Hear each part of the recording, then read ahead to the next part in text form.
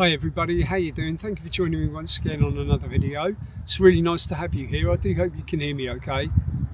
So today I decided to come to a place called, I think it's called Knoll Park, and it's in Fair Oak in Hampshire. And I decided to come here today to do another video, and I also was trying to think about what I was going to do for a video today, because I felt maybe the last one that I made was maybe not depressing, but it certainly wasn't a happy, jolly video. So I wanted to make something similar to the one where I chose my first 10 records that I can ever remember buying. So for me, I was thinking about what I was going to do, and I decided that I was going to maybe do an LP, vinyl LP, desert island discs kind of thing, maybe 10 records that I got stranded on a desert island with just myself and a record player and some records. And I think, you know, the one thing I've got to say, this is not a definitive sort of kind of list. And if you ask me again tomorrow what my 10 favourite were, it may be different to this 10 favourite that I picked today. And I wanted this specifically to be about vinyl, because I think vinyl's just such a tactile, amazing product. So yeah, I'm not going to do these in any particular order, okay? I did think maybe I'd do a 1 to 10 or 10 to 1. And then I thought, no, that's just really impossible, you know, for me to pick that. And it's pretty pointless because, like I say, it'll probably be different tomorrow, depending on what mood I wake up in, really. So the first one for me really is an album I can remember buying on cassette for the first time. So I must have bought the vinyl copy later on, but I can remember being quite young. I can remember going on holiday to a place called Rockley Sands, which is in Dorset, in Poole in Dorset. And we stayed in a caravan for a week. And I remember we went into Poole for the day, and I saw this Rod Stewart cassette, and I bought it, and I thought, I don't even really know what it's about or what it's like. And I can also remember that day, I must have been saving up my pocket money for such a long time, because I remember that's where I bought my first guitar. I can remember it was a classical guitar that I bought, I think maybe from a second-hand shop, a junk shop, something like that. So anyway, the first album that I'm going to talk about, obviously, I've alluded to already because I've mentioned Rod Stewart. And that album is this one. It's an album called Every Picture Tells a Story. And I must confess, I'm not the hugest Rod Stewart fan. Probably when I look at the stuff of his that I like, and I have a couple of other albums of his, but I don't think I'd really play him much. If I was going to play Rod Stewart, this is what I would play. And this is an album that I probably do play every couple of weeks, really. I really love it. I think it's fantastic. And for me, this is Rod's best period of music. And of course, it's got tracks on here like Maggie May, which everybody knows. Mandolin Wind, which I think is just a beautiful piece of music. Seems like a long time. Cover version of That's Alright. So yeah, this album to me is one that I, you know, would want with me if I was stuck in that zombie apocalypse, yeah? And that's Rod Stewart, Every Picture Tells a Story. So the second record that I'm going to talk about, it's just a classic album for me, and it's just one of those records that I can remember being a teenager in my bedroom, standing in front of the full-length mirror with my electric guitar around my neck, pretending to be the lead singer. And this album is just, as a debut album, it's just fantastic, and it's just blistering from beginning to end of pure sort of like power pop, I suppose. They were part of the mod revival sort of scene here in the UK in the late 70s. And that album is this one. This is from the Chords. And this is called So Far Away, and it's just a fantastic album. Came out in 1979. It actually says 1980 on here, so maybe it was very early 1980. And but that one's one that I still listen to loads, and I love it. It's a fantastic album, and I really enjoy listening to it now. And they were heavily influenced by the Jam, so Yes, the next album I want to talk about, and is an album that I think forever and a day will stay on my turntable, and was just such an influential record, especially here in the UK.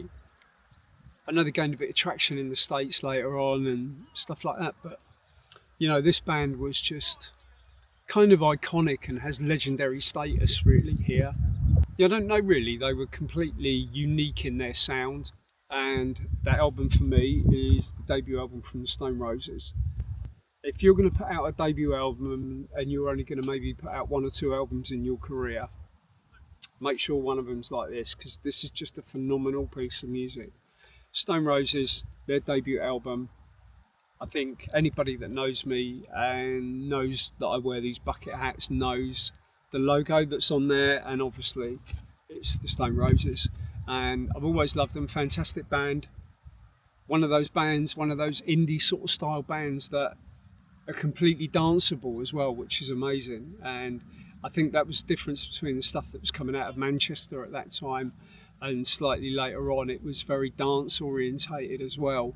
Yeah, just a brilliant album. I Want to Be Adored, She Bangs the Drum, Waterfall, just amazing stuff, Made of Stone. This Is the One, which is just a beautiful track. I Am the Resurrection, So an amazing album, and that's definitely in my top 10 albums that I would take with me into a zombie apocalypse. So the next one for me is, it's just an incredible record. There was just so much going on in the UK here at the time. The music scene was so eclectic, and it was just amazing. And so I would play tracks from this album in my DJ sets, and when I played them, some of the tracks, they would just lift the roof off the venue. And I know they crossed over into the mainstream really big time, this band, and had some huge commercial success. If you're like me, you love singing along at the top of your voice, you're going to do it to this album, and especially a couple of tracks on this album.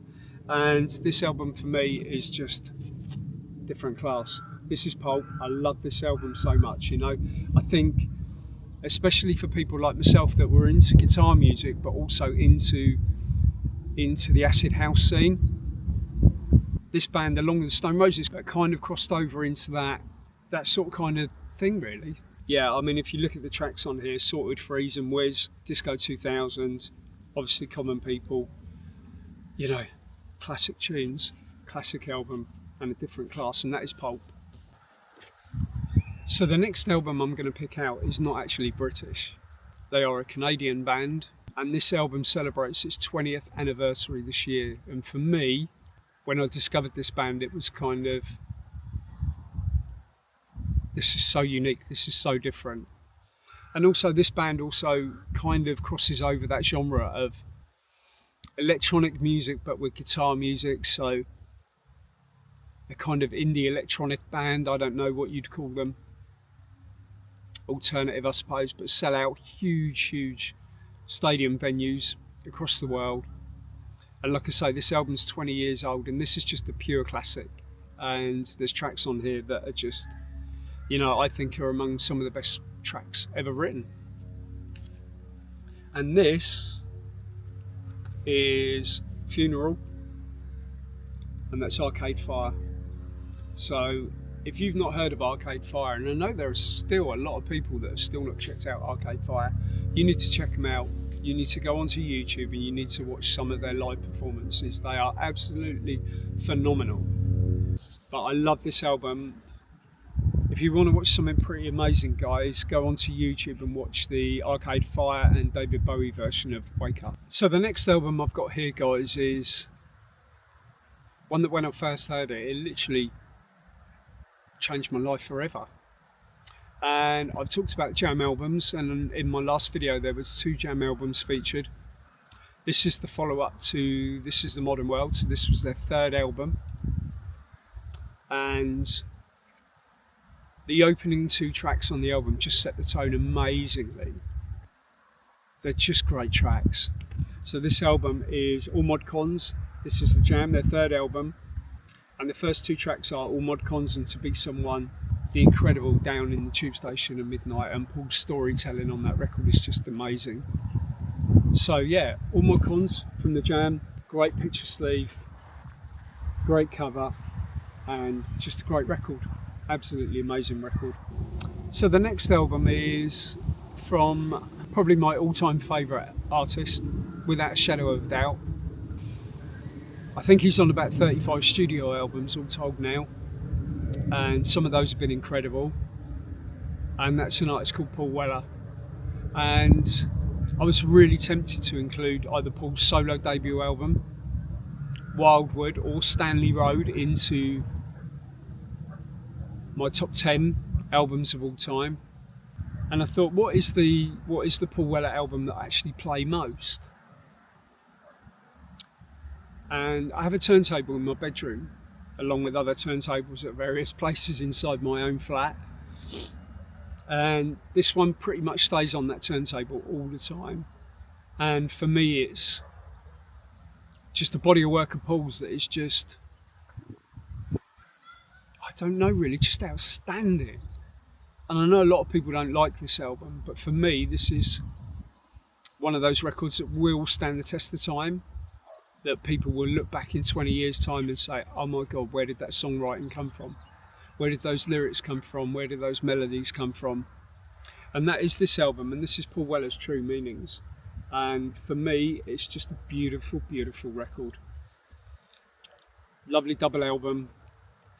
Has tunes on here, and none of these were really big singles. For example, we had Aspects on here, which is the single. That is a song that Paul says is the most perfect song he's ever written. It has the incredible White Horses. If you've not heard White Horses by Paul Weller, watch the video on YouTube. It is just a beautiful track. It is so powerful. And I think with this album, it is something that you take a step back, you listen to. Yeah, this album, True Meanings, Paul Weller, I'm going to say that's in the masterpiece status. Right, we have 3 records left. So this is a band that when I first became aware of them, I'm an absolute sucker for regional accents on music, you know. I love the fact that over the last 10, 15, 20 years, regional accents have become really important. That dialect and that accent reflects where you come from, and it reflects maybe what you're writing about at the time. This is Cortinas, and this is the album St. Jude. And for me, when I first heard this record, it was just like, oh my God. I think it was like similar to the first time I heard Never Mind the Bollocks from the Pistols or something like that. And I just fell in love with this band. And I actually don't think this band have ever got the mainstream recognition they deserve. For me, St. Jude from Cortinas is just one of those records that I love. The artwork with Cortinas albums is always immense as well. And I think Liam Frey is just a great front man. This is a band that's been criminally underrated for the last 15 years, maybe. I love this band so much. This album, for me, is just an incredible record. From start to finish, it's just an incredible record. This is London band The Rifles, and this album is just a great classic album. This is The Great Escape. And this is why I love vinyl so much, because there's just so much to look at. So I have my final record now. This was a really difficult one for me. So this one was a toss-up between this album from this artist or one of their latter albums called Dance Fever. And all their records are so unique. And maybe it's slightly different to the other stuff that I have in here. For me, this band are just on another level. This vocalist is on another level. As an artist and a singer-songwriter, she's on another level. This album is the incredible masterpiece that is Lungs from Florence and the Machine. This was the first time that I'd really heard anything by them. And, you know, the beauty when I talk about albums and vinyl and stuff like that, you know, part of the whole package is the artwork. It's everything that goes into designing that product is absolutely key. And you know, that's the one thing I love about Florence is so much detail, so much thought goes into everything from the videos to the artwork to the music. And lyrically, these records by her are just, they're on another level. And this album for me, you know, Dog Days Are Over, which most people will know, Rabbit Heart, amazing. Yeah, so this is one that I would definitely take with me. I mean, look at that artwork. It's just phenomenal, isn't it? You know, it's just incredible. So, Florence and the Machine Lungs, one of my favourite albums of all time, and definitely in my top 10 that I've got here for when the zombie apocalypse comes and I end up being stranded in a basement somewhere with just myself, some electricity, and 10 records. Anyway, I hope you've enjoyed it. Do you know what? I would love it in the comment section if you guys would list your top 10 would be great. If you don't want to spend too much time putting too much thought into it, maybe just go for your top 5 albums of all time, and it would just be so interesting. And as I said earlier, you know, this top 10, if I was to do it again tomorrow morning, would probably be different to what it is today. And there is stuff that I do own on CD that would have definitely made it into this top 10. I wanted this specifically to be about vinyl today. One of the others that I'm going to do, because, you know, obviously anybody that knows me knows that, you know, dance music has always been a really important part of my life. Well, it has for the last 30 years. So since sort of 1985, roughly 85, when I first sort of discovered the early echelons of house music, really. Everyone that knows me knows that that is has been a really important part of my musical journey and my musical growth. So I will do one of these videos about my top 10 dance tracks of all time at some stage. And I think that's probably going to be even more difficult. Yeah, anyway, hope you're all right. Hope you're all doing really well. And yeah, I just want to say thank you so much for the wonderful comments you put onto YouTube. And the comments is really important. So keep the comments coming, because as well as the likes and subscriptions being really important to the algorithm, one thing YouTube really picks up on is the amount of comments you get. So if no one comments on anything, it will kind of stifle your videos from being viewed by other people. So yeah, like, comment, subscribe, all that kind of stuff. You know, it really helps. And although today, you know, is something I've tried to keep it light-hearted, which is, you know, really good. I think some of my more serious and contemplative content really resonates with some people, and I think it's really important to get that out there as much as possible, because I know it does help some people, and people have told me that. Anyway, cheers everyone, thanks for watching again. Have a lovely week, and yeah, take care. See you later.